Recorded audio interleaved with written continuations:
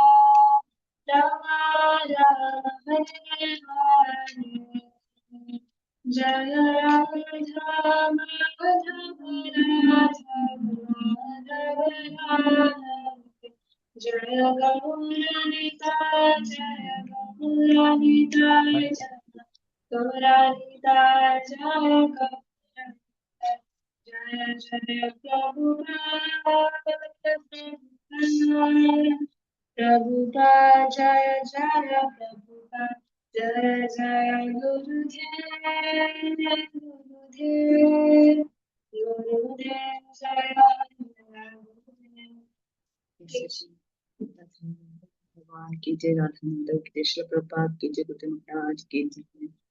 ഹരേ കൃഷ്ണ. ആദ്യമായിട്ട് കൂടിയിരിക്കുന്ന എല്ലാ ഭക്തരുടെയും പാദങ്ങളിൽ എന്റെ വിനീതമായ പ്രണാമം. എല്ലാവരെയും എന്താണ് നമ്മുടെ ഭഗവത്ഗീത യഥാരൂപം ഭഗവത്ഗീത സത്സംഗം ക്ലാസ്സിലേക്ക് സ്വാഗതം ചെയ്യുന്നു.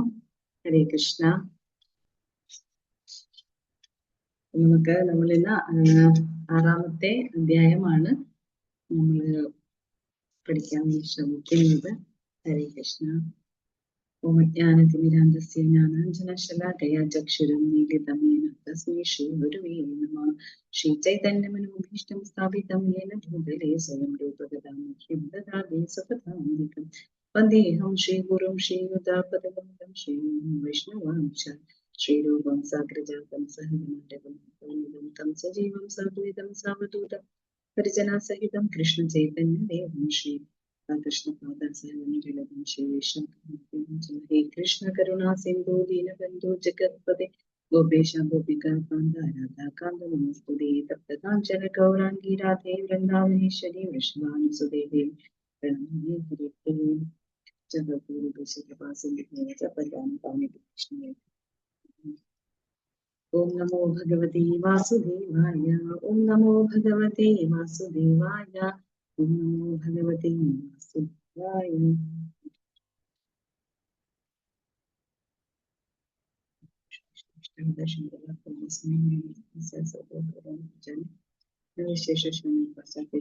जय श्री कृष्ण चैतन्य प्रभु नित्यानंद श्री अद्वैत गदाधर श्रीवासादि गौरभक्तवृंद. हरे कृष्ण कृष्ण कृष्ण हरे हरे, हरे राम राम हरे हरे. हरे कृष्ण.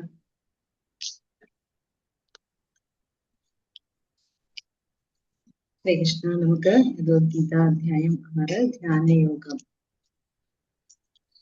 അധ്യായമാണ്. ഈ അധ്യായത്തില് ശരിക്കും ഭഗവാൻ എന്താണ് ഈ അധ്യായത്തിൽ പറയുന്നത് നമ്മുടെ ശരീരത്തിനെ ഉപയോഗിച്ചുകൊണ്ട് മനസ്സിനെയും ഇന്ദ്രിയങ്ങളെയും നിയന്ത്രിക്കുന്നതിനെ കുറിച്ചാണ്. നിയന്ത്രിച്ച് ഭഗവാന് ശ്രദ്ധ കേന്ദ്രീകരിക്കുന്നതിനെ കുറിച്ചാണ് പറയുന്നത്. ഹരേ കൃഷ്ണ. എന്തെങ്കിലും പറഞ്ഞോ മാതാജി? ഹരേ കൃഷ്ണ. അപ്പൊ മനസ്സിനെ നിയന്ത്രിക്കുന്നതിലൂടെ ഇന്ദ്രിയങ്ങളെ നമുക്ക് നിയന്ത്രിക്കാൻ കഴിയും. അങ്ങനെയാണ് അല്ലെ? മനസ്സാണ് നമ്മളെപ്പോഴും ഇങ്ങനെ പ്രശ്നത്തിലേക്കാക്കുന്നത്. അതായത് ഇന്ദ്രിയങ്ങള് മനസ്സിലേക്ക് കാര്യങ്ങൾ കൊടുക്കും. ഇന്ദ്രിയങ്ങൾ പലതും കണ്ടിട്ട് എന്താണ് അത് മനസ്സിന് കൊടുക്കും. അപ്പൊ മനസ്സ് എന്ത് ചെയ്യുന്ന വെച്ചാൽ അത് ബുദ്ധിക്ക് കൊടുക്കും. ബുദ്ധി എന്നിട്ട് എന്ത് ചെയ്യും? വഴി തെറ്റിക്കും. ഇതിങ്ങനെ ആവാം, ഇങ്ങനെ ചെയ്യാം, കുഴപ്പമില്ല എന്നൊക്കെ പറഞ്ഞിട്ട് ബുദ്ധിയെ വഴിതെറ്റിക്കും. അങ്ങനെയാണ് എന്താണ് മനസ്സ് പ്രവർത്തിക്കുന്നത്. അപ്പൊ ആ മനസ്സിനെയാണ് നമ്മൾ നിയന്ത്രിക്കേണ്ടതെന്നാണ് പറയുന്നത്. അപ്പൊ ഇത് മനസ്സെന്ന് പറയുന്നത് ഒരാളുടെ സുഹൃത്തായിട്ടും പ്രവർത്തിക്കും, എന്താണ് ഒരു ശത്രുവായിട്ടും പ്രവർത്തിക്കും. നമ്മൾ നിയന്ത്രണം ഇല്ല എന്നുണ്ടെങ്കിൽ മനസ്സ് നമ്മുടെ ശത്രുവായിട്ടായിരിക്കും പ്രവർത്തിക്കുന്നത് എന്ന് പറയുന്നത്. ഇതെല്ലാം നിയന്ത്രിച്ചു കഴിഞ്ഞാൽ ആത്മാവിനെ എല്ലാത്തിനെയും, ആ മനസ്സിനെ നമ്മൾ നിയന്ത്രിച്ചു കഴിഞ്ഞാൽ നമുക്ക് എന്താണ് ആത്മാവിനെ എന്താണ് എല്ലാത്തിനെയും ഒരുപോലെ കാണാൻ കഴിയും. സുഖവും ദുഃഖവും അല്ലെ, അങ്ങനെ എന്ത് വന്നാലും എല്ലാത്തിനെയും ഒന്നായിട്ട് കാണാൻ കഴിയും. രാത്രി പകൽ എല്ലാം ഒരുപോലെ ആയിരിക്കും അദ്ദേഹത്തിന്. അങ്ങനെ ഒരു അവസ്ഥയ്ക്ക് അവർ എന്താണ് കല്ലിനെയും സ്വർണത്തിനെയും എന്ത് കണ്ടാലും ഒരുപോലെ ആയിരിക്കും കാണുന്നത്. ഒരു കല്ലിനെ പോലെ, എന്തിനേയും ഒരു കല്ലിനെ പോലെ അങ്ങനെ കാണുള്ളൂ. അധികം സന്തോഷിക്കോ അധികം ദുഃഖിക്കോ അങ്ങനെയൊന്നുമില്ല. പ്രഭുപാദം പറഞ്ഞിട്ടുണ്ട് നമുക്ക് എന്താണ് ഒരു പുസ്തകജ്ഞാനം കൊണ്ട് നമുക്ക് ഈ ഒരു അവസ്ഥയിലേക്ക്, ഈ ഒരു എന്താണ് എല്ലാത്തിനെയും ഒരുപോലെ കാണുക എന്നൊരവസ്ഥയിലേക്ക് നമുക്ക് ഈ പുസ്തകം വായിച്ചത് കൊണ്ട് മാത്രം നമുക്ക് കിട്ടില്ല അല്ലെ? അതിനാണ് നമ്മൾ എന്ത് ചെയ്യേണ്ടത്? സത്സംഗം വേണം എന്ന് പറയുന്നത് അല്ലെ? പറയുന്നുണ്ട് നമുക്ക് ഭഗവാന്റെ നാമരൂപ ഗുണ ലീലകളൊക്കെ നമുക്ക് വായിച്ച് മനസ്സിലാക്കാൻ പറ്റില്ല. നമ്മളത് അനുഭവത്തിലൂടെ മാത്രമേ നമുക്കത് മനസ്സിലാക്കാൻ പറ്റൂ. നമ്മൾ വായിക്കുമ്പോ ഭക്തന്മാരുടെ കഥകൾ നമ്മൾക്ക് രാവിലെ എന്നും നമ്മൾ ശ്രീമദ് ഭാഗവതം ഉണ്ടല്ലേ, ഈ സത്സംഗത്തിലെ എല്ലാ ദിവസവും ഭാഗവതമുണ്ട്. അതിലൂടെ നമ്മൾ ഓരോ ക്ലാസ്സുകൾ കേൾക്കുമ്പോൾ നമുക്ക് ഭയങ്കര എന്താണ് ആനന്ദം തോന്നാറുണ്ട് അല്ലെ? ഓരോ ഭക്തന്മാരുടെ കഥകളും ശ്രീമദ് ഭാഗവതം എന്ന് പറയുന്നത് ഭക്തരും ഭഗവാനും തമ്മിലുള്ള ആ ഒരു ബന്ധത്തെ കുറിച്ച് എന്താണ് കുറച്ച് എല്ലാ ഭക്തരുടെയും എഴുതില്ല, കുറച്ച് ഭക്തരുടെ, ഇനി ഒരുപാട് ഭക്തന്മാരും ഭഗവാൻ തമ്മിലുള്ള ഇതുണ്ട്. പക്ഷെ അതിൽ നിന്ന് കുറച്ച് എടുത്തിട്ട് അതാണ് ശ്രീമദ് ഭാഗവതത്തിലൂടെ പറയുന്നത്. അപ്പൊ അത് നമുക്ക് കേൾക്കുമ്പോൾ ഭയങ്കരമായിട്ട് നമുക്ക് ആനന്ദം ഉണ്ടാകും അല്ലെ? അപ്പൊ അത് നമ്മൾ ഈ പുസ്തകം മാത്രം വായിച്ചു കൊണ്ടാൽ നമുക്കത് മനസ്സിലാക്കാൻ പറ്റില്ല അല്ലെ? അപ്പൊ അതിന് പറയുന്നത് ഭഗവാന്റെ ഈ നാമരൂപ ഗുണലീലകൾ എല്ലാം നമുക്ക് ഗ്രഹിക്കാൻ എന്ത് ചെയ്യണം? സേവയിലൂടെ മാത്രമേ നമുക്കത് കഴിയുള്ളൂ. ഭഗവാനുമായിട്ടുള്ള സേവ, ആ സേവയിലൂടെയാണ് നമുക്ക് ഇതെല്ലാം ശരിക്കും നമുക്ക് അനുഭവിക്കാൻ കഴിയുന്നത്. അത് നമുക്ക് എന്താണ് ആദ്യം നമ്മൾ തുടങ്ങുന്നത് ഏത് കൊണ്ടുള്ള എങ്ങനെയാണ് സേവ സ്റ്റാർട്ട് ചെയ്യുന്നതെന്ന് വെച്ച് കഴിഞ്ഞാൽ നമ്മൾ നാവ് കൊണ്ടാണ് നമ്മൾ സേവ സ്റ്റാർട്ട് ചെയ്യുന്നത് അല്ലെ? അതെന്ന് വെച്ച് കഴിഞ്ഞാൽ ഭഗവാന്റെ നാമം ജപിച്ചുകൊണ്ടാണ് നമ്മൾ ചെയ്യുന്നത്. നമ്മൾ ഈ സ്കൂളിൽ വരുമ്പോഴത്തേക്ക് എല്ലാവരും ആദ്യം നമ്മളോട് പറയും, നിങ്ങൾ ഭഗവാന്റെ നാമം 108 പ്രാവശ്യം ഹരേ കൃഷ്ണ കൃഷ്ണ കൃഷ്ണ ഹരേ ഹരേ, ഹരേ രാമ രാമ രാമ ഹരേ ഹരേ, ഈ മന്ത്രം ജപിക്കാൻ പറയും അല്ലെ? അപ്പോ അത് നമ്മൾ നാവിലൂടെ ആദ്യം ഭഗവാന്റെ സേവ ചെയ്തു തുടങ്ങും. അപ്പോഴാണ് നമ്മൾ പരിശുദ്ധരെ നമുക്ക് ആ ഭക്തിയില് എങ്ങനെ നമുക്ക് പോകാൻ പറ്റും, അതിലൂടെ നമുക്ക് എങ്ങനെ ആനന്ദം ലഭിക്കും എന്നൊക്കെ നമുക്ക് മനസ്സിലാക്കാൻ കഴിയുന്നത്.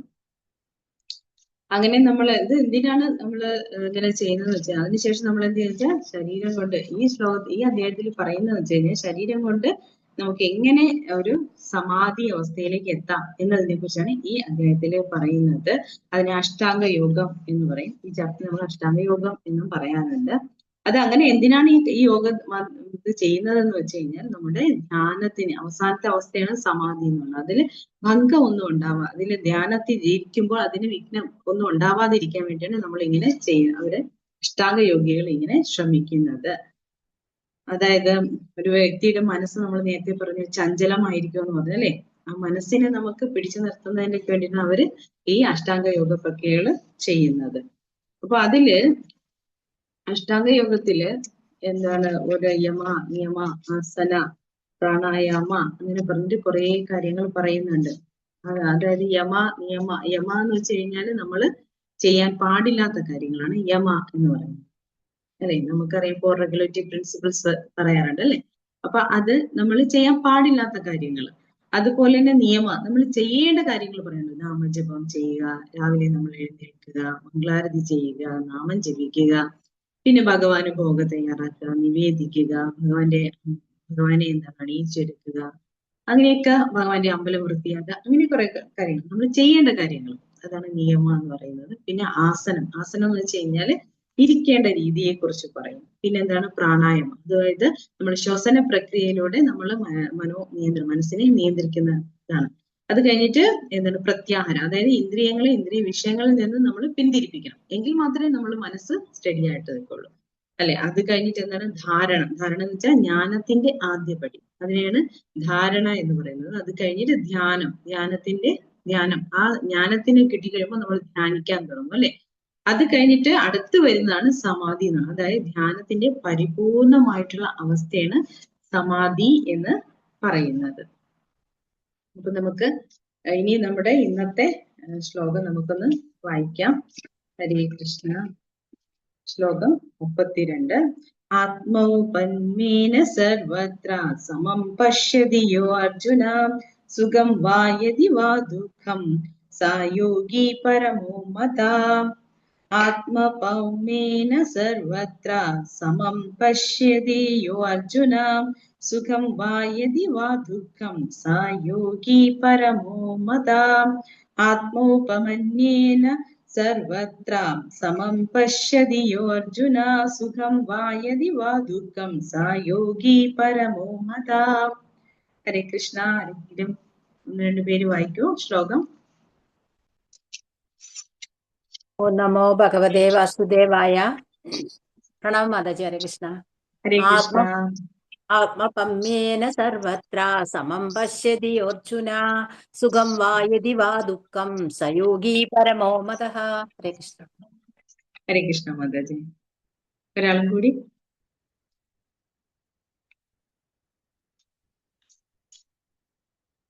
ഹരേ കൃഷ്ണ. ആരെങ്കിലും ഒരാൾ കൂടി വായിക്കുന്നുണ്ടോ?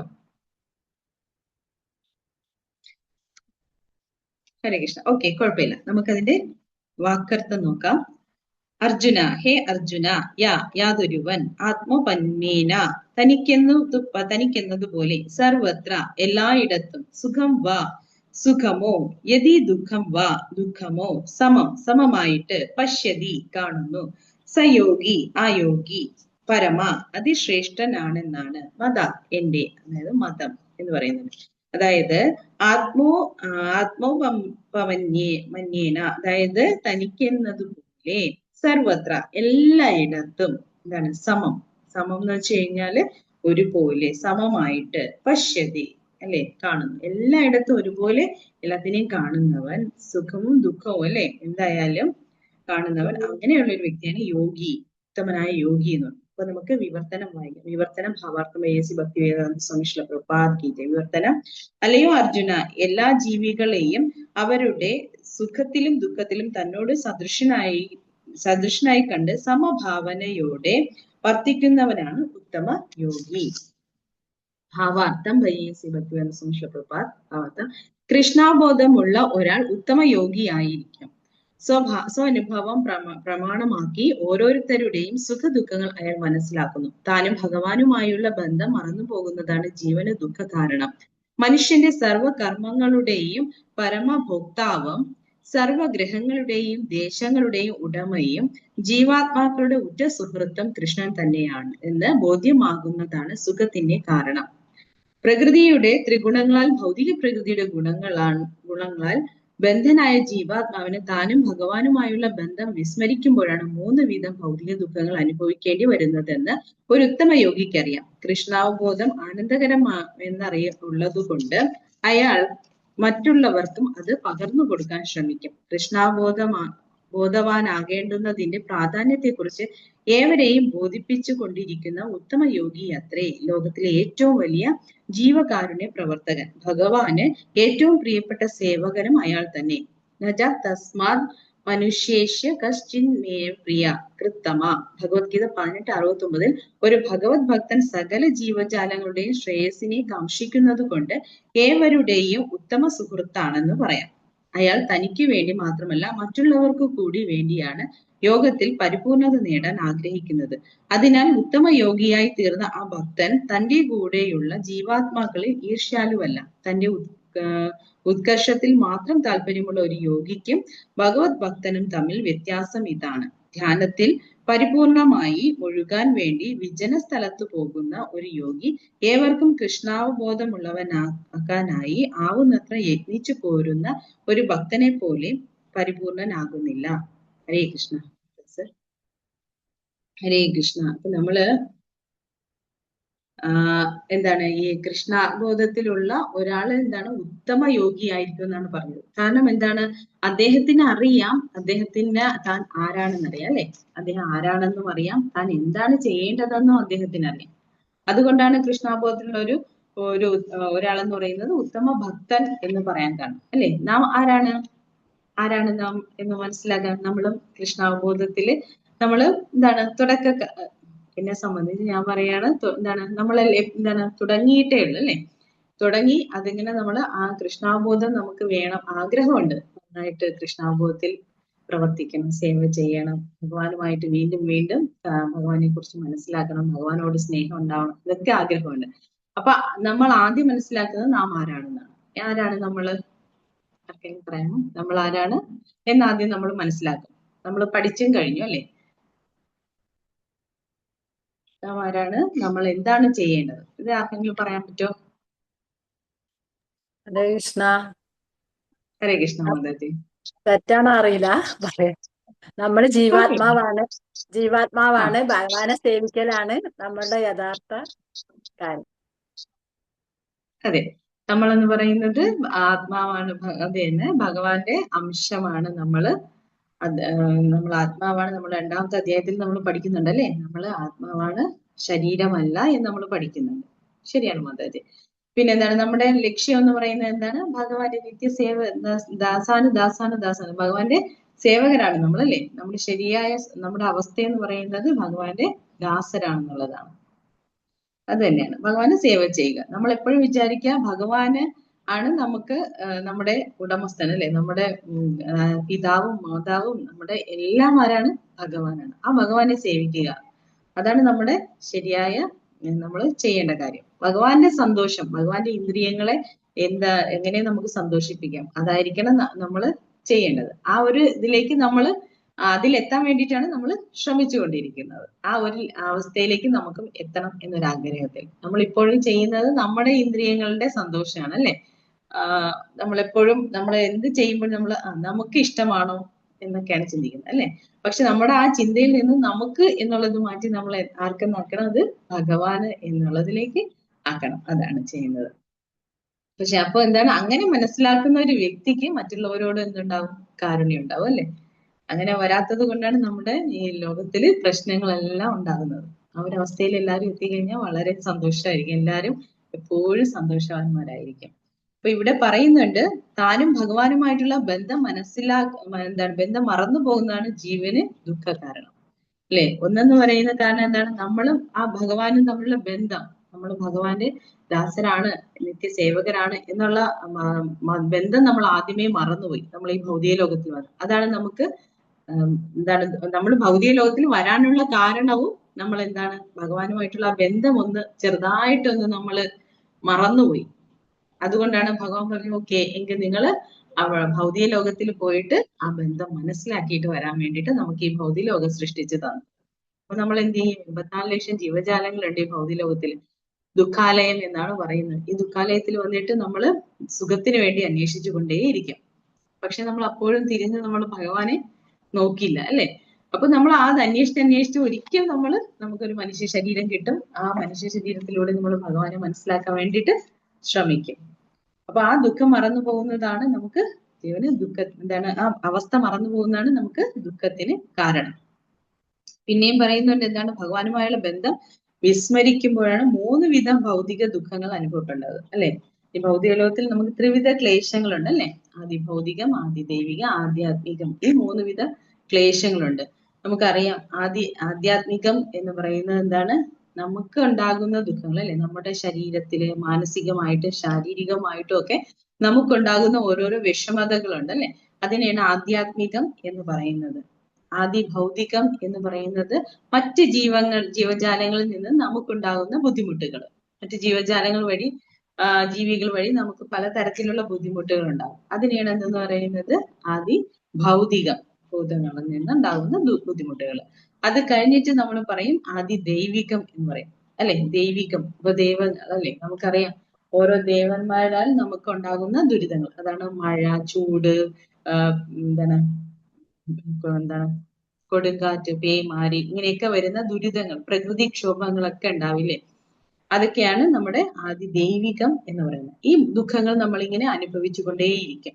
പക്ഷെ കൃഷ്ണാബോധത്തിൽ ഉത്തമ യോഗിയായിട്ടുള്ള ഒരു വ്യക്തിക്ക്, ഉത്തമാവസ്ഥയിൽ നിൽക്കുന്ന ഒരു ഭക്തന് എന്താണ്, ഈ ഇതൊന്നും ബാധകമേ ഇല്ല. അദ്ദേഹം എന്താണ്, എല്ലാം ഒരുപോലെ കാണും. അദ്ദേഹത്തിന് ഇവിടെ ഈ ഭൗതിക ലോകത്തിലാണെങ്കിൽ ഇതൊന്നും അദ്ദേഹത്തിനെ ബാധിക്കില്ല. ആ ഒരു അവസ്ഥയിലേക്ക് എത്തും.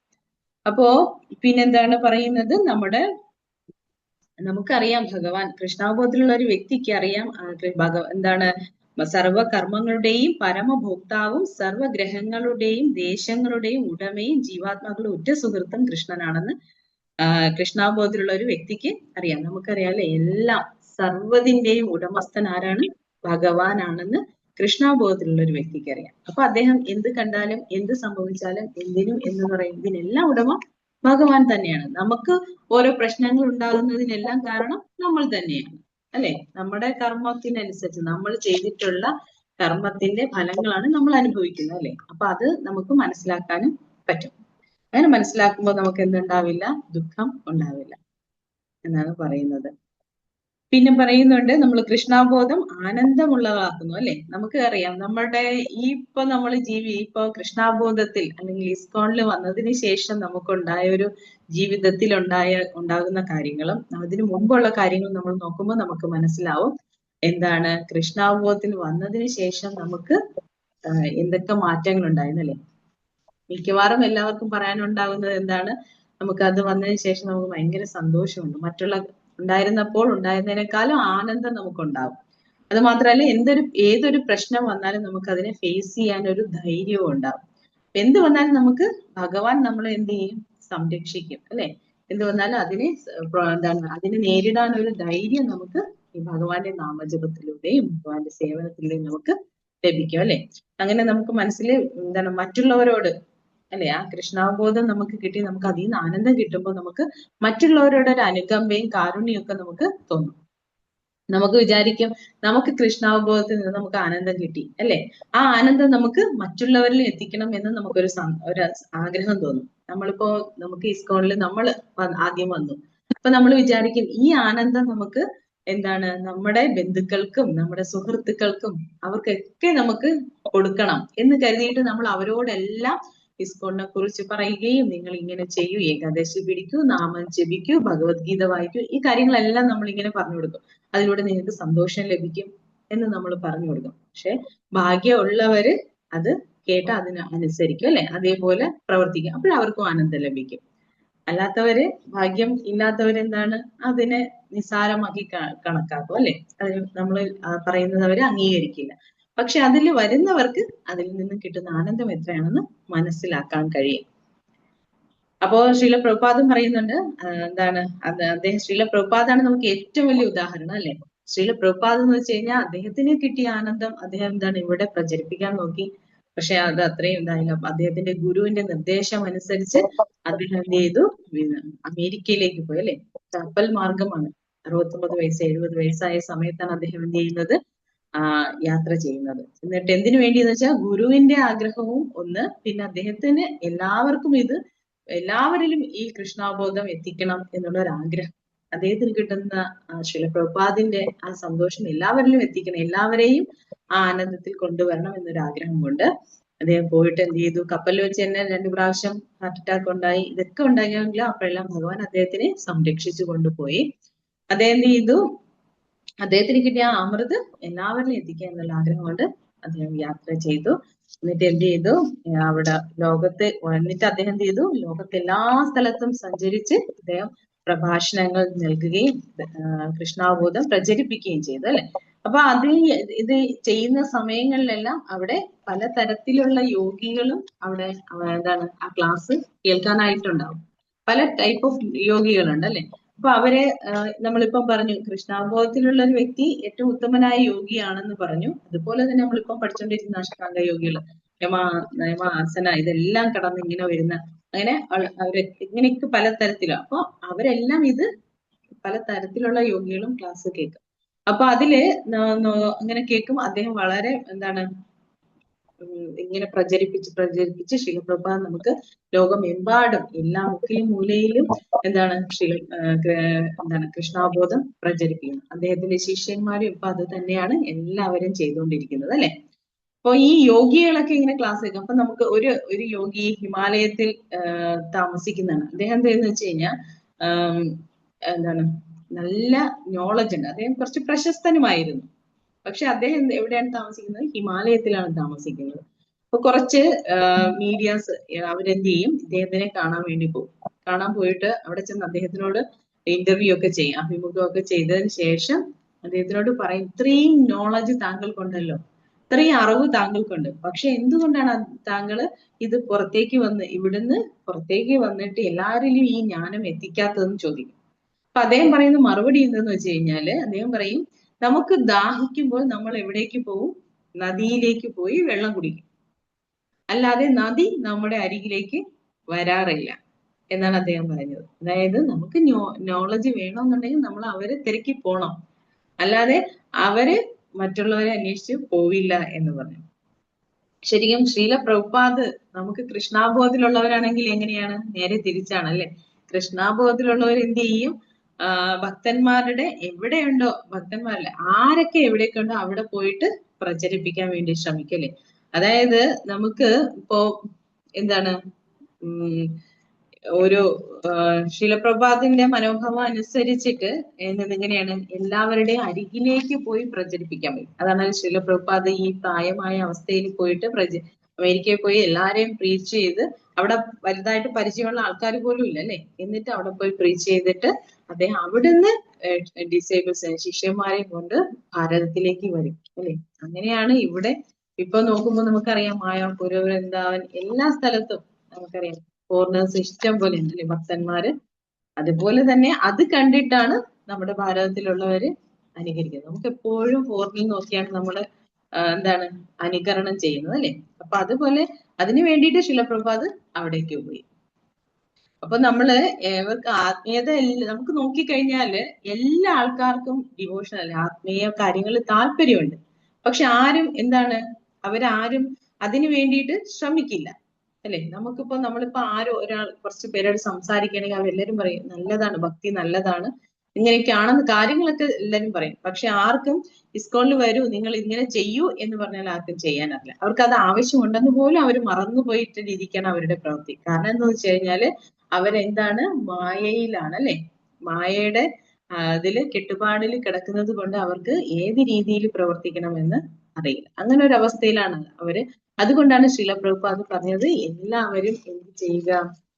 എല്ലാവരും ഇനിഷ്യേഷനൊക്കെ എടുക്കുക, ഗുരുവിനെ സ്വീകരിക്കുക, അതിനുശേഷം എല്ലാവരും പ്രചരണം നടത്തണം എന്ന് പറഞ്ഞത്, അല്ലെ? എല്ലാവരും പ്രചരിപ്പിക്കണം. നമ്മൾ എല്ലാവരും ശരിക്കും പറഞ്ഞാൽ ചെറിയ രീതിക്ക് പ്രചരിപ്പിക്കുന്നവരാണ്, അല്ലെ? കാരണം നമുക്ക് ഈ കൃഷ്ണാബോധത്തിൽ വന്നതിന് ശേഷം നമ്മൾ എന്ത് ചെയ്യും? നമ്മുടെ വീട്ടുകാർക്ക് നാമം ജപിക്കാൻ പറയും, അല്ലെങ്കിൽ നമ്മൾ ആരെങ്കിലും ഒന്ന് പരിചയപ്പെട്ടാൽ തന്നെ നമ്മൾ അവരോട് പറയും, ഇങ്ങനെ ഒരു ഇസ്കോൺ ടെമ്പിൾ ഉണ്ട്, അവിടേക്ക് നിങ്ങൾ പോകും, അവിടെ ചെന്ന് കഴിഞ്ഞാല് ഇത് കണക്ക് ക്ലാസ് ഉണ്ട്, ഭഗവത്ഗീത ക്ലാസ് ഉണ്ട്, ഭാഗവതം ക്ലാസ് ഉണ്ട്, ഇങ്ങനെയൊക്കെ നമ്മൾ കാര്യം അവരോട് പറയാൻ വേണ്ടി ശ്രമിക്കും. അവരെ പറഞ്ഞ് അങ്ങോട്ടേക്ക് എത്തിക്കാൻ വേണ്ടി എവിടെ ഉള്ളവരാണെങ്കിലും നമ്മൾ പറഞ്ഞ അവരോട് അങ്ങനെ സെന്റർ ഉണ്ട്, അവിടെ പോകൂ എന്നൊക്കെ പറഞ്ഞ് പ്രചരിപ്പിക്കും. അതും ഒരു പ്രചരണമാണ്, അല്ലെ? അങ്ങനെയൊക്കെ നമ്മൾ ചെയ്യാൻ വേണ്ടി ശ്രമിക്കും. അത് ശിലപ്രഭാതിന് വളരെയധികം ഇഷ്ടമുള്ള കാര്യമാണ്. പിന്നെ നമുക്ക് നോക്കുകയാണെന്നുണ്ടെങ്കിൽ സാധാരണ ഒരാൾക്ക് ഒരു അസുഖം വന്നു കഴിഞ്ഞാല് അവരെന്ത് ചെയ്യും? ആശുപത്രി പോകും, അല്ലെ? പക്ഷേ ആശുപത്രി പോയി നമ്മൾ അങ്ങോട്ട് പോയി ഡോക്ടറെ കാണും. പക്ഷെ എന്താണ് ഇപ്പൊ വലിയ ഒരു പകർച്ചവ്യാധിയോ അങ്ങനെയൊക്കെ എന്തെങ്കിലും അസുഖം വന്നു കഴിഞ്ഞാല് അവിടെ ഹോസ്പിറ്റലിലുള്ള ഡോക്ടർമാരെന്ത് ചെയ്യും? ഈ പകർച്ചവ്യാധി വന്നിട്ടുള്ള ആൾക്കാരുടെ അടുത്തേക്ക് വരും. അതുപോലെയാണ് എന്താണ് ശിലപ്രഭാത് നമ്മളോട് പറഞ്ഞിരിക്കുന്നത്, നിങ്ങൾ എല്ലാവരും എന്ത് ചെയ്യുക? നിങ്ങൾ പ്രചരിപ്പിക്കുക. അതിനു വേണ്ടിയിട്ട് നമ്മൾ എന്ത് ചെയ്യും? ജഗന്നാഥ രഥയാത്ര നടത്തും, അല്ലെ? ഈ എത്ര വിളിച്ചാലും വരാത്തവർക്കും അറിയാൻ പാടില്ലാത്തവർക്കും ഭഗവാന്റെ നാമം കേൾക്കുന്നതിന് വേണ്ടിയിട്ടും അതൊരു പ്രചരണത്തിന് വേണ്ടി നമ്മൾ എന്ത് ചെയ്യും? ജഗന്നാഥ രഥയാത്ര നടത്തും, അല്ലെ? അപ്പൊ എല്ലാവർക്കും ഒരു എല്ലാ ജീവജാലം മനുഷ്യർക്ക് മാത്രമല്ല അല്ലെ, അകത്ത് വന്ന് ഭഗവാനെ കാണാൻ പറ്റാത്തവർക്ക് എല്ലാം ഭഗവാന്റെ നാമം കേൾക്കാൻ പറ്റും, ഭഗവാനെ ദർശിക്കാൻ പറ്റും. അതിനുവേണ്ടിയാണ് ജഗന്നാഥ് ഭഗവാൻ എല്ലാ വർഷവും പുറത്തേക്ക് വരുന്നത്. ദർശിക്കാൻ പറ്റും. അതുപോലെ തന്നെ നാമസങ്കീർത്തനം നടത്തും അല്ലെ, സപ്താഹങ്ങൾ നടത്തും. ഇതൊക്കെ ചെയ്യുന്ന എന്തിനാണ്? നമ്മള് നഗരസങ്കീർത്തനം, പ്രസാദ വിതരണം, ഇതൊക്കെ ചെയ്യുന്നത് ഭഗവാന്റെ മഹിമ ഏതെങ്കിലും രീതിയിൽ എല്ലാവരിലും എത്തട്ടെ എന്നുള്ള രീതിക്ക് വേണ്ടിയിട്ടാണ്. ഇതെല്ലാം ശ്രീല പ്രഭുപാദ് നമുക്ക് പഠിപ്പിച്ചു തന്നതാണ് അല്ലെ. ശ്രീല പ്രഭുപാദിനെ നമുക്ക് അതുകൊണ്ട് തന്നെ നമുക്ക് ശ്രീല പ്രഭുപാദ് ബുദ്ധിമുട്ടി നമുക്ക് ഇത്രയും ചെയ്തു തന്നത് കൊണ്ട് നമ്മളിപ്പോ സുഖമായിട്ട് ഇവിടെ ഇരുന്ന് ഇങ്ങനെ നമുക്ക് പറയാനും കേൾക്കാനും ഒക്കെ പറ്റുന്നു. അതുകൊണ്ട് എപ്പോഴും നമ്മൾ ശ്രീല പ്രഭുപാദിനോട് കടപ്പെട്ടവരായിരിക്കും. അപ്പോ നമുക്ക് ഇതിൽ എന്താണ്, അങ്ങനെ അവരും എല്ലാവരും നമുക്ക് കിട്ടിയ ആ ഒരു സന്തോഷം നമ്മൾ മറ്റുള്ളവരിലേക്ക് എത്തിച്ച് അപ്പൊ അവർക്കും അതിലൂടെ എന്താണ് സന്തോഷം ലഭിക്കും. അതാണ് നമ്മളെ ശ്രീല പ്രഭുപാദ് പറഞ്ഞ് പഠിപ്പിച്ചിരിക്കുന്നത് അല്ലെ. അപ്പോ ഇവിടെ ഇതിൽ പറയുന്നുണ്ട് ഭാവാർത്ഥത്തില് ഒരു 18-ാം അധ്യായത്തിൽ 69-ാമത്തെ ശ്ലോകം പറഞ്ഞിട്ട് ശിലപ്രഭാത് പറഞ്ഞിട്ടുണ്ട്, ഒരു ഭഗവത് ഭക്തൻ സകല ജീവജാലങ്ങളുടെയും ശ്രേയസിനെ കാക്ഷിക്കുന്നത് കൊണ്ട് ഏവരുടെയും ഉത്തമ സുഹൃത്താണെന്ന് പറയാം അല്ലെ. നമുക്കറിയാം നമ്മുടെ ഹൃദയത്തിൽ, എല്ലാവരുടെയും ഹൃദയത്തിൽ എന്താണ് ഭഗവാൻ എന്താണ് പരമാത്മാവിന്റെ രൂപത്തെ സ്ഥിതി ചെയ്യുന്നുണ്ടല്ലേ. അപ്പൊ നമ്മളെപ്പോഴും നമ്മൾ പഠിച്ചിട്ടുണ്ട് എന്താണ് ഭാവാർത്ഥത്തില് പറയുന്നുണ്ട് ശിലപ്രഭുപാദ് ഒരു വൃക്ഷത്തിലെ 2 കിളികളെ കുറിച്ച് അല്ലെ. ആ പരമാത്മാവ് രൂപത്തിൽ നമ്മുടെ ഹൃദയത്തിൽ ഇരുന്നിട്ട് നമ്മൾ ജീവാത്മാവിനെ ഇങ്ങനെ നോക്കിയിരിക്കും ഭഗവാൻ, ഏത് സമയമാണോ എന്നെ നോക്കുന്നത് എന്ന് വിചാരിച്ചിട്ട്. ഒരു സുഹൃത്തിനെ പോലെ എപ്പോഴും, സുഹൃത്ത് എന്ന് പറയുമ്പോ എന്താണ്, ഏത് ആപത്ഘട്ടത്തിലും സന്തോഷഘട്ടത്തിലും എപ്പോഴും ഒരുമിച്ച് കൂടെ നിൽക്കുന്ന ആളാണ് അല്ലെ. അപ്പൊ അതേപോലെ ഭഗവാൻ ഇങ്ങനെ ഇരിക്കുകയാണ് നമ്മുടെ കൂടെ, ഒന്ന് തിരിഞ്ഞു നോക്കൂ, ഇനി ഞാൻ രക്ഷിക്കാം എന്ന് പറഞ്ഞിട്ട്. അപ്പൊ ആ സമയത്ത് എന്താണ് ജീവാത്മാവ് എന്താണ് ചെയ്യുന്നത്? എല്ലാം ഈ ഭൗതികമായ കാര്യങ്ങളെല്ലാം അല്ലെ, നമ്മൾ ആ പിക്ചർ കണ്ടിട്ടുണ്ടാവും. എന്താണ് അതിലെ ഒരു വൃക്ഷത്തിന്റെ ഫലത്തില് അതിനെ പറിച്ച് കഴിക്കുന്നതിനാണ്, അതിന് നേടണം എന്നുള്ള ഒരു ആഗ്രഹത്തിലാണ് അല്ലെ, എപ്പോഴും അതിൽ മാത്രമാണ് ശ്രദ്ധ. അതായത് നമുക്ക് ഭൗതികമായ കാര്യങ്ങളിലാണ് നമ്മുടെ ശ്രദ്ധ മുഴുവനും. ആ ശ്രദ്ധയിൽ നിന്ന് നമ്മൾ എന്തിലേക്ക് വരണം? ഭഗവാന്റെ കാരുണ്യം, ഭഗവാനെ സ്നേഹിക്കാൻ വേണ്ടിയിട്ട് നമ്മൾ ഭഗവാനിലേക്ക് ഒന്ന് തിരിഞ്ഞു നോക്കണം അല്ലെ. അതിനു വേണ്ടിയാണ് ഭഗവാൻ ഇങ്ങനെ വെയിറ്റ് ചെയ്തിരിക്കുന്നത്. അപ്പൊ നമുക്ക് എപ്പോഴെങ്കിലും ആരുടെയെങ്കിലും രൂപത്തിൽ ഭഗവാൻ അതിനൊരു അവസരം തരാൻ വേണ്ടി ശ്രമിക്കും. പക്ഷെ നമ്മളത് തിരസ്കരിക്കാതെ അതിനെ നമ്മൾ സ്വീകരിക്കുക. അതിൽ ഒരുപാട് എന്താണ് ഗുണങ്ങൾ മാത്രമേ നമുക്ക് ഉണ്ടാവുകയുള്ളൂ. അപ്പൊ നമ്മുടെ സുഹൃത്തായിട്ട് നമുക്ക് എപ്പോഴും കൂടെ ഉണ്ടാവുന്നത് ആ ഭഗവാൻ മാത്രമേ ഉണ്ടാവുള്ളൂ. നമ്മുടെ ശരീരം ഉപേക്ഷിച്ച് കഴിയുമ്പോൾ മാത്രമേ നമ്മൾ നിന്ന് വിട്ടുപിരിയുള്ളൂ. ആ ശരീരം പോകുമ്പോഴാണ്, ആത്മാവ് ശരീരത്തിൽ നിന്ന് പോകുമ്പോഴത്തേക്ക് എന്താണ് പരമാത്മാവും ആ ശരീരത്തിൽ നിന്ന് പോകും. അതുവരെ നമ്മുടെ കൂടെ എപ്പോഴും ദുഃഖത്തിലും സുഖത്തിലും ഒക്കെ ഭഗവാൻ കൂടെ ഉണ്ടാവും. അപ്പൊ പിന്നീട് അടുത്ത ശരീരം സ്വീകരിക്കുമ്പോൾ അവിടെയും കൂടെ വരും ഭഗവാൻ. ഏതെങ്കിലും ഒരു ശരീരത്തിൽ വെച്ചിട്ട് ഭഗവാനെ തിരിഞ്ഞു നോക്കണം, ഭഗവാന്റെ ആ സ്നേഹത്തിന് വേണ്ടിയിട്ട്, സ്നേഹിക്കാൻ വേണ്ടിയിട്ട് തിരിഞ്ഞു നോക്കും എന്നുള്ള ഒരു പ്രതീക്ഷയില്. പിന്നെ പറയുന്നുണ്ട്, ഉത്തമ യോഗിയായി തീർന്ന ഭക്തൻ തന്റെ കൂടെയുള്ള ജീവാത്മാക്കളിൽ ഈർഷ്യാലുവല്ല. തന്റെ ഉത്കർഷത്തിൽ മാത്രം താല്പര്യമുള്ള ഒരു യോഗിക്കും ഭഗവത് ഭക്തനും തമ്മിൽ വ്യത്യാസം ഇതാണ്. ജീവാത്മാക്കൾ എന്താണ്? ജീവാത്മാക്കൾ ഈർഷ്യാലുക്കളല്ല മറ്റുള്ളവരോട് അല്ലെ. മറ്റുള്ളവരോട് ഈർഷ്യാലുക്കളല്ല, അവർ എല്ലാവരിലും അത് എത്തിക്കാൻ വേണ്ടിയിട്ടാണ് ശ്രമിക്കുന്നത്. അവരെ എത്ര വഴക്ക് പറഞ്ഞാലും എന്ത് ചെയ്താലും അവർ വീണ്ടും വീണ്ടും അത് പ്രചരിപ്പിക്കാൻ വേണ്ടിയിട്ട്, ഭഗവാന്റെ മഹിമകൾ പ്രചരിപ്പിക്കാൻ വേണ്ടിയിട്ട് ശ്രമിച്ചുകൊണ്ടേയിരിക്കും. പക്ഷെ ഒരു യോഗിയും ഭഗവത് യോഗി അങ്ങനെ ആയിരിക്കില്ല. യോഗി എപ്പോഴും എന്താണ്, അദ്ദേഹത്തിന്റെ എന്താണ് മനസ്സില് എന്താണ് വേറെ ചിന്തകൾ ഉണ്ടാവാൻ പാടില്ല എന്നുള്ള രീതിക്ക് വേണ്ടിയിട്ടാണ് അദ്ദേഹം സമാധി അവസ്ഥയിലേക്ക്. ശരിക്കും അവര് സമാധി അവസ്ഥയിൽ എത്തിയതിനു ശേഷമാണ് പരമാത്മാവിനെ ചിന്തിക്കാൻ തുടങ്ങുന്നത് അല്ലെ. അതുവരെ അവര് മനസ്സിനെ നിയന്ത്രിച്ച് കൊണ്ടുവരികയാണ് ചെയ്യുന്നത്. അതിനുശേഷമാണ് ഭഗവാനെ കോൺസെൻട്രേറ്റ് ചെയ്യാൻ തുടങ്ങുന്നത്, ഭഗവാനിലേക്ക് ആ ശ്രദ്ധ കേന്ദ്രീകരിക്കും. നമ്മളെപ്പോഴും എന്താണ്, ഭക്തന്മാര് എന്താണ് കൃഷ്ണാനുഭവത്തിൽ വന്നവര് ആദ്യം മുതലേ ഭഗവാനെ എന്താണ് അടുത്തേക്ക് ചേർത്ത് പിടിക്കാൻ വേണ്ടി ശ്രമിക്കും, ഭഗവാനെ ചേർത്ത് പിടിക്കുക. അതാണ് നമ്മുടെ ഇസ്കോണിന്റെ എന്താണ് രീതി അനുസരിച്ച് നമ്മൾ സേവ നമ്മൾ ആദ്യം പറഞ്ഞ നാവ് കൊണ്ടുള്ള സേവ, നാമജപവും പിന്നെ നമുക്ക് നാവുകൊണ്ട് നാമജപം, ഭഗവാന്റെ പ്രസാദം സേവിക്കുക. പിന്നെ നമ്മുടെ എന്താണ് നമ്മുടെ എന്താണ് കർമ്മേന്ദ്രിയങ്ങളൊക്കെ കൊണ്ട് നമുക്ക് ഭഗവാന്റെ സേവ ചെയ്യുക. ഇങ്ങനെയൊക്കെ നമുക്ക് ഭഗവാനെ സേവിക്കാൻ കഴിയും. അതിനു വേണ്ടിയിട്ടാണ് നമ്മുടെ ശ്രീല പ്രഭുപാദ് ഇസ്കോണിൽ ആ ഒരു ചിട്ട നമുക്ക് ഉണ്ടാക്കി തന്നിരിക്കുന്നത്. അപ്പം ഏവർക്കും ആക്കാനായി ആവുന്നത്ര യജ്ഞിച്ചു പോരുന്ന ഒരു ഭക്തനെ പോലെ പരിപൂർണനാകില്ല ഒരു യോഗി. ഒരു യോഗി ഒരിക്കലും എന്താണ് കൃഷ്ണാബോധമുള്ളൊരു പരിപൂർണ ഭക്തനെ പോലെ ആകില്ല എന്നാണ് പറയുന്നത്. കാരണം നമുക്ക് അറിയാം, നമുക്ക് തിരിച്ച് ഭഗവാന്റെ ധാമത്തിലേക്ക് പോകണം എന്നുണ്ടെങ്കിൽ നമ്മൾ എന്ത് ചെയ്യണം? ഭക്തിയുത ഭഗവത് സേവനം ചെയ്താൽ മാത്രമേ നമുക്ക് തിരിച്ച് ഭഗവാന്റെ അടുത്തേക്ക് പോകാൻ പറ്റുള്ളൂ. നമുക്ക് അജാമളന്റെ സ്റ്റോറിയൊക്കെ അറിയാല്ലേ? അജാമളന്റെ സ്റ്റോറിയിലായിരുന്നാലും അദ്ദേഹത്തിന്റെ പുത്രനെ നാരായണ എന്ന് വിളിച്ചതാണ്. പക്ഷേ എന്താണ് ഭഗവാൻ അത് സ്വീകരിച്ചിട്ട് അദ്ദേഹത്തിന്റെ കുട്ടിക്കാലത്ത് അദ്ദേഹം ഒരുപാട് സേവകൾ ചെയ്തിരുന്നു. എന്നിട്ട് അദ്ദേഹത്തിന്റെ ഇളയ പുത്രന് നാരായണ എന്ന് പേരിട്ടു. ആ നാരായണ എന്ന് മകനെ വിളിച്ചെങ്കിലും അതെന്താണ്? ഭഗവാന്റെ നാമമാണ്. ഭഗവാനെ എന്ന് വിചാരിച്ചിട്ട് അദ്ദേഹം അത് സ്വീകരിച്ചിട്ട് വിഷ്ണുദൂതന്മാർ വരും. അപ്പൊ യമദൂതന്മാരും വിഷ്ണുദൂതന്മാരുമായിട്ട് വലിയൊരു സംഭാഷണം തന്നെ അവിടെ നടക്കും. അതിനുശേഷമാണ് അദ്ദേഹത്തിന് വീണ്ടും സേവ ചെയ്യാൻ ഒരു അവസരം കൊടുക്കും.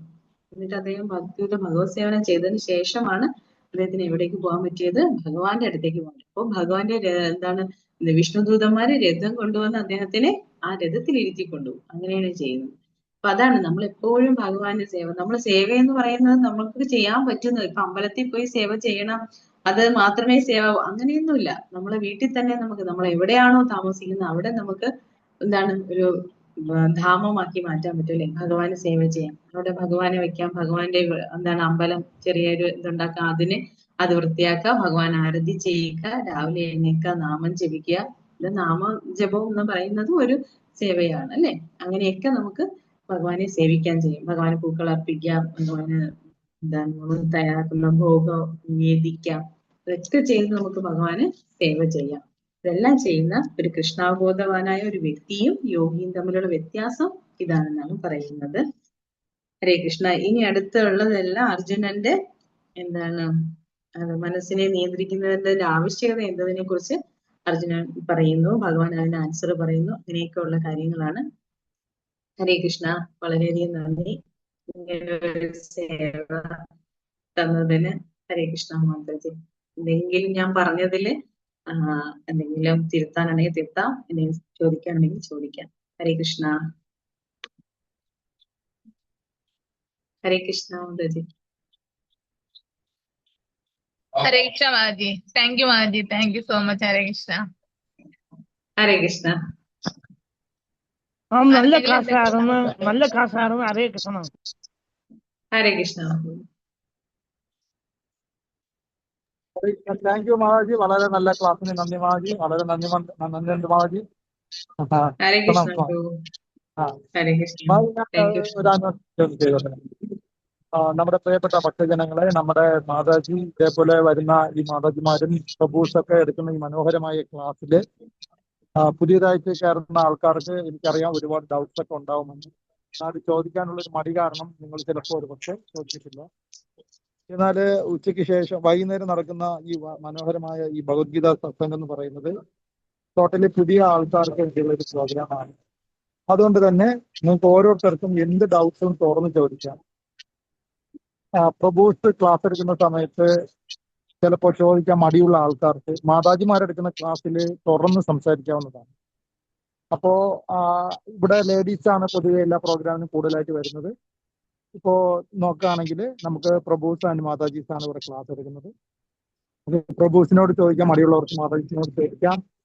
ഇനി നേരിട്ട് ക്ലാസ്സിൽ ഓപ്പണായിട്ട് ചോദിക്കാൻ ബുദ്ധിമുട്ടുള്ളവർക്ക് ക്ലാസ്സിൽ വരുന്ന ആൾക്കാരുടെ നമ്പർ മേടിച്ച് വേണമെങ്കിലും പേഴ്സണലായിട്ട് ചോദിക്കാം. എന്തായാലും നിങ്ങൾ ഓരോരുത്തരും ഭഗവാനെ കുറിച്ചുള്ള ഡൗട്ട് ക്ലിയർ ചെയ്ത് തന്നെ മുന്നോട്ട് പോകണം എന്നാണ് നമ്മൾ ആഗ്രഹിക്കുന്നത്. ഈ ഒരു സത്സംഗങ്ങൾ അതിനുവേണ്ടി നിങ്ങൾ ഓരോരുത്തരും പ്രയോജനപ്പെടുത്തണമെന്ന് വിനീതമായി അഭ്യർത്ഥിക്കുന്നു. പുതിയതായിട്ട് വരുന്ന ആൾക്കാർ നോട്ട് ബുക്കും പേനയും ഭഗവത്ഗീതയും ഒക്കെ വാങ്ങി ഒരു സിസ്റ്റമാറ്റിക് ആയിട്ട് ഇത് ശ്രദ്ധയോടെ ഇത് കേൾക്കാൻ പറ്റുമെങ്കിൽ ഏറ്റവും നല്ലത്. അതിന് കഴിയാത്തവര് അതൊന്നും വേണ്ട, വെറുതെ കേട്ടുകൊണ്ട് മാത്രം ഇരുന്നാലും മതി. ഇനി ചോദ്യം ചോദിക്കാൻ മടിയാണ് എങ്കിൽ ചോദ്യം ചോദിക്കുകയും വേണ്ട, ഇപ്പോൾ ഇരിക്കുന്നത് പോലെ ഇരുന്നാൽ മതി.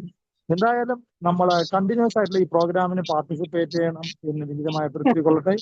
അതേപോലെ പുതിയതായിട്ട് ആർക്കെങ്കിലും ഭഗവാനെ കുറിച്ചും ഭഗവത്ഗീതയെക്കുറിച്ചും ഒന്ന് പഠിക്കണമെന്ന് ആഗ്രഹിക്കുന്നവർക്ക് നമ്മുടെ ഈ ഇതിന്റെ ലിങ്ക് നിങ്ങൾ അയച്ചു കൊടുക്കുകയും അവരെ